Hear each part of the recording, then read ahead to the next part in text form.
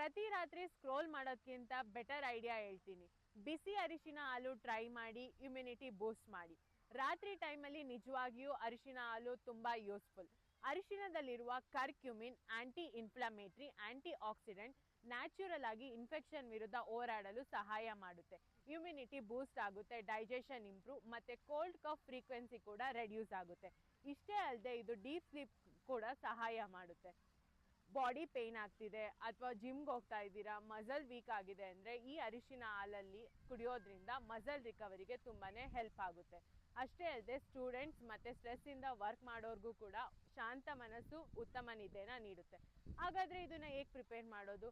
ಮೊದಲು 1 ಲೋಟ ಬಿಸಿ ಹಾಲಿಗೆ 1/2 ಟೀ ಸ್ಪೂನ್ ಅರಿಶಿನ ಪುಡಿ, ಚಿಟಿಕೆಯಷ್ಟು ಕರಿಮೆಣಸಿನ ಪೌಡರ್, ಜೇನುತುಪ್ಪ ಆಪ್ಷನಲ್. ಜೇನುತುಪ್ಪ ಬೇಕು ಅನ್ನೋರು ಹಾಲು ಸ್ವಲ್ಪ ಕೂಲ್ ಆದಮೇಲೆ ಹಾಕಿ ಮಲ್ಗೋಕ್ಕೂ ಅರ್ಧ ಗಂಟೆ ಮುಂಚೆ ಇದನ್ನು ಸೇವನೆ ಮಾಡಿ. ಪರ್ಫೆಕ್ಟ್ ರಿಸಲ್ಟ್ ನೋಡ್ತೀರಾ. ನಿಮ್ಗೆ ಯಾವುದಾದ್ರೂ ಹೆಲ್ತ್ ಟಿಪ್ಸ್ ಬಗ್ಗೆ ಬೇಕಾದಲ್ಲಿ ಕಮೆಂಟ್ ಬಾಕ್ಸಲ್ಲಿ ಕಮೆಂಟ್ ಮಾಡಿ. ಮತ್ತೆ ಸಿಗೋಣ ಮತ್ತೊಂದು ವಿಡಿಯೋದೊಂದಿಗೆ. Still then stay healthy.